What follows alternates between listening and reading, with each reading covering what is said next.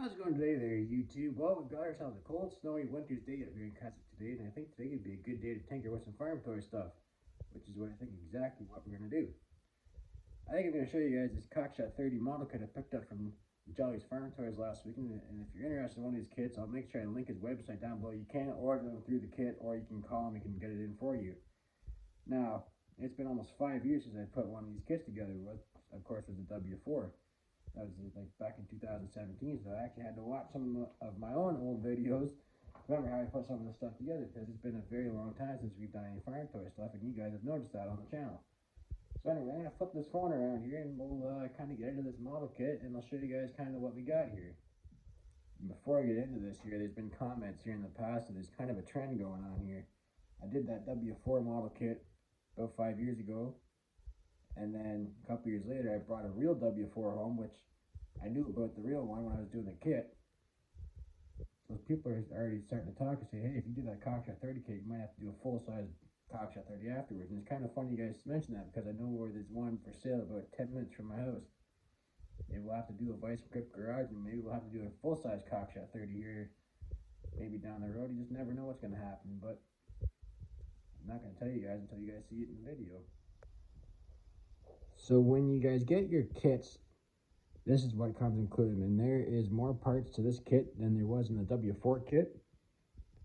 So I have to unpackage everything, and this is kind of what you got. So you got your casting halves here. Now these are a rough casting kit, so when you put these together, you do have to sand the casting seams, but most guys, when they do these kits, they will fill the casting seams in, which that's my plan anyway. And you guys that have followed my farm toy stuff in the past, you guys pretty much know the way to do things. Of course, get your front axle here. I've already kind of tinkered with it a little bit, but not a whole lot, because I want to do the video for you guys, and so you guys are kind of seeing this unpackaged as I am. I didn't exactly take everything apart when you got home the other day. Just kind of had a look at it real quick. So of course, you want to go through and make sure you have all your parts. Now, there is no instructions that come with these kits.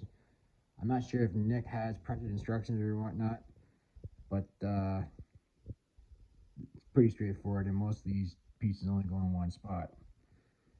On the flip side of these things, pretty much anyone that's going to do one of these kits is either A, restored a full-size 30 already, or looking to do it, or have had experience with big tractors in the past, because these kits can be a little bit difficult, but they are actually a lot of fun to do. I had a blast putting that W4 together, and ultimately it helped me put the big one together, so it was kind of neat. But anyway, yeah, you get your rough casting halves here.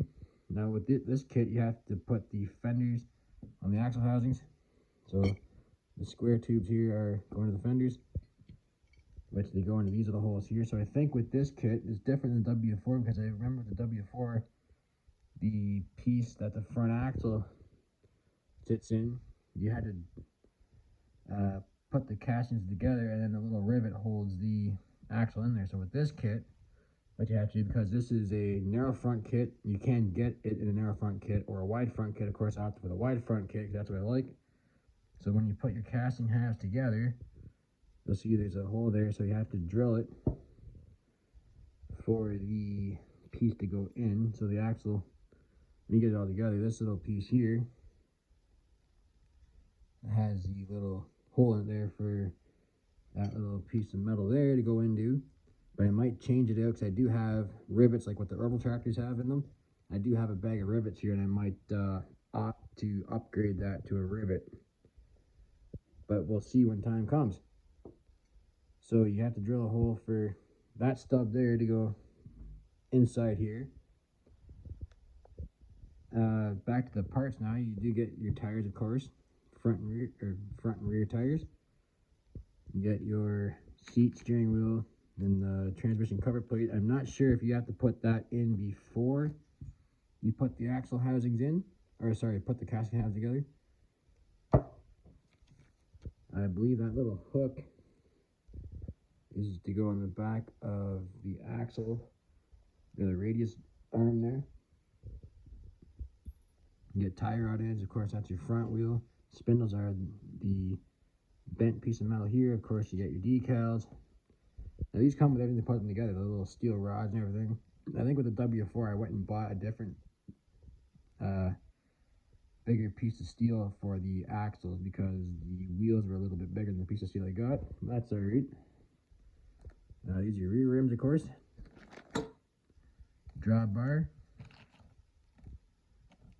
These are kind of your accessories. You do get a muffler, your belt pulley, your lights, the air cleaner.